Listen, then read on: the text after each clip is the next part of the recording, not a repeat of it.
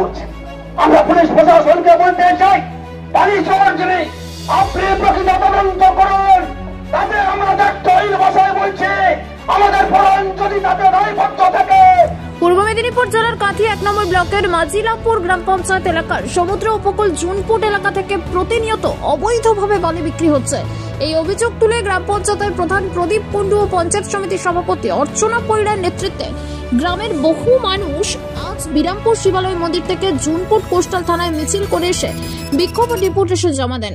এই এলাকা থেকে প্রতিনিয়ত যে বালি চুরি হচ্ছে, বিজেপির পঞ্চায়েত প্রধান তিনি চলতি বছরের গোড়া থেকে বিভিন্ন দপ্তরে অভিযোগ জানিয়ে আসছেন।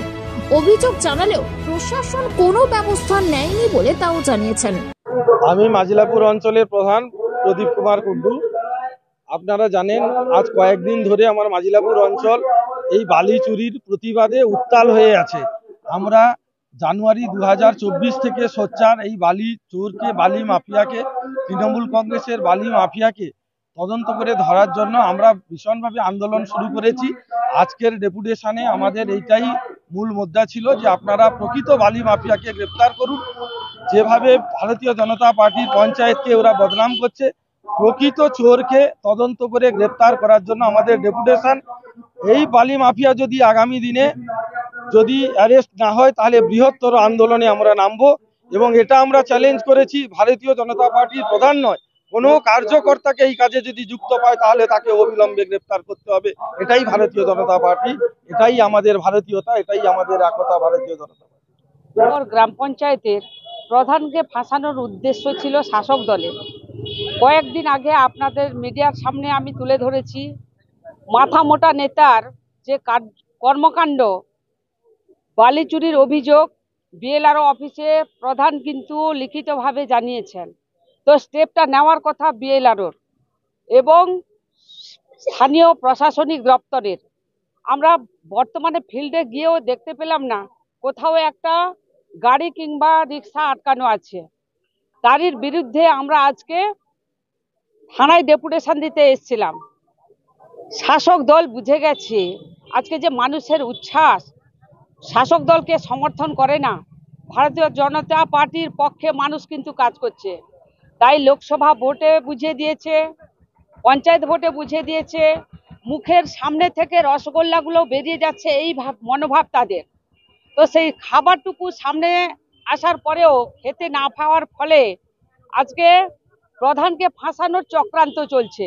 তো কোনোভাবে পারবে বলে আমার মনে হচ্ছে না। নিজেরা বালি চুরি করছে, দিনের পর দিন, বছরের পর বছর কাটিয়েছে বালি চুরি করে। আজকে সেই জায়গাটা তৈরি করতে পারছে না বলে কয়েক গাড়ি মাটি তুলে রেখে প্রধানকে ফাঁসানোর চক্রান্ত চলছে। তো সাধারণ মানুষ কিন্তু ক্ষমা করবে না, বুঝে নিয়েছে। আজকে যে আমরা আন্দোলন করতে এসেছি, কয়েক হাজার মানুষের ভিড়ে মানুষ জমায়েত হয়েছে আমাদের সাথে সাথ দিয়ে। তো এইভাবে এই রকম নেতা যত জন্মাবে মাজিলাপুর অঞ্চলের বুকে, আমাদের ভারতীয় জনতা পার্টি তত সক্রিয়ভাবে পথপ্রদর্শক হবে। আমার মনে হয় আজকের কর্মীদের উচ্ছ্বাস আমাকে বুঝিয়েছে। একটাই কারণ, সেটা হচ্ছে আমাদের উপকূল থেকে বালি চুরি হচ্ছে। সেই বালি চুরির ব্যাপারে আমাদের প্রধান, আমাদের পঞ্চায়েত সমিতির সভাপতি, ইনারা প্রত্যেকেই বিএলআরও বিডিওকে এবং সেই জানানোর ফলে জানতে পেরে যেহেতু তৃণমূলরাই বালি চুরি করছে, সেই জন্য তাদের হাতে ঘা লেগেছে। তাই তারা এর বিরোধিতা করে মিথ্যাভাবে আমাদের নামে সেটা চালাবার চেষ্টা করছে প্রধানের নামে।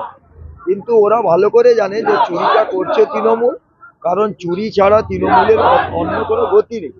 তাই এই জায়গায় দাঁড়িয়ে আমরা বলতে এসেছিলাম যে উপকূল থেকে যে বালি চুরি হচ্ছে, তৃণমূলরা চুরি করছে, যেটা আমরা বিএলআরওকে জানিয়েছি, বিডিওকে জানিয়েছি, তার স্টেপ পুলিশ নিচ্ছে না এবং পুলিশ অ্যারেস্ট করেও ছেড়ে দিচ্ছে।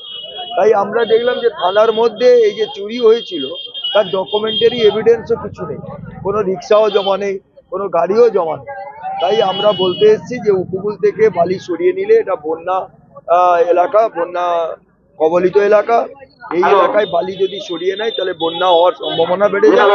তাই আমরা বলেছি যে যাতে বালি চুরি, যেগুলো হচ্ছে যাতে বন্ধ করে এবং পুলিশ যেন যথাযথ তারপরে আমরা বাড়ি যাব, এটাই আমাদের মূলত কাজ। প্রিয় চাষি ভাই বন্ধুরা, আপনাদের জীবনকে পাল্টে দিতে কেশিয়াড়িতে কৃষি যন্ত্রপাতির বিশাল শোরুম কৃষি সেবা কেন্দ্র, যেখানে পেয়ে যাবেন কামা, রেটো ও হোন্ডার 7, 10, 12 এইচপির পাওয়ার উডার, বিভিন্ন নামি দামি কোম্পানির পাম্প সেট, জমিতে বীজ বোনা, চারা লাগানো, সার দেবার যন্ত্র, brush cutter, mini rice mill, ধান ভাঙা মেশিন, পালভালাইজার, গম ভাঙা মেশিন, অত্যাধুনিক খড় কাটা মেশিন, ঘাস কাটার মেশিন, ধান কাটার রিপার, পাওয়ার উডারের ট্রলি, পেডিকেজ হুইল, সাইড ক্যাজুয়াল, আলু খোঁড়ার যন্ত্র, লেবলার, টানা ফাল, ভেলি করার ডিচার, সমস্ত মেশিনারির টায়ার ও টিউব, আরও অন্যান্য সামগ্রী পেয়ে যাবেন অত্যন্ত কম দামে। কৃষি সেবা কেন্দ্র, হাসিমপুর, কেশিয়াড়ি, পশ্চিম মেদিনীপুর। আমতলা স্ট্যান্ড থেকে নচিপুরের দিকে 2 মিনিটের হাঁটা পথ। Mobile number 9932570067। সবাই জানে তাই তো কেনে Shrikrishna wooden and steel furniture এখন আপনার এলাকায়। আধুনিক ডিজাইনের ফার্নিচার সামগ্রী যা আপনাকে মুগ্ধ করবেই। আপনার বাড়ি কিংবা অফিস মনের মতো করে সাজিয়ে তুলুন Shrikrishna wooden and steel furniture দিয়ে। আমাদের এখানে পেয়ে যাবেন আধুনিক মানের বক্স খাট, wardrobe, dressing table, dining table, computer table, sofa ইত্যাদি পাওয়ার বিশ্বস্ত প্রতিষ্ঠান Shrikrishna wooden and steel furniture. আমাদের ঠিকানা ষাঁড়ের পুল, বহিজপেড়িয়া। আমাদের আরো একটি শাখা নিমতৌড়ি কালী মন্দিরের নিকট। বিশদে জানতে ফোন করুন 8167422584 এই নম্বরে। বন্ধ্যাত্ব কোনো অভিশাপ নয়, এটি চিকিৎসার মাধ্যমে নিরাময় সম্ভব। পূর্ব মেদিনীপুরের সর্বপ্রথম টেস্ট টিউব বেবি সেন্টার এখন তমলুকে। যোগাযোগের ঠিকানা উত্তরণ ইনফার্টিলিটি ক্লিনিক প্রাইভেট লিমিটেড, পদুম বসান, আদি মোহিনী মোহন কাঞ্জিলালের পাশের গলিতে। যোগাযোগ 9679225556 এই নম্বরে। গ্র্যান্ড ব্যাংকোয়েট হল এখন তমলুক শহরে। কল্যাণী রিজেন্সি নিয়ে এসেছে নিজস্ব পার্কিং সহ এসি নন এসি যুক্ত আধুনিক মানের ব্যাংকোয়েট হল। এখানে বিবাহ, birthday celebration, rice ceremony and all corporate meeting এর জন্য যোগাযোগ করুন তমলুক মানিকতলা অ্যাক্সিস ব্যাংকের বিপরীতে। ফোন নাম্বার 9732436363 অথবা 8293616363 এই নম্বরে।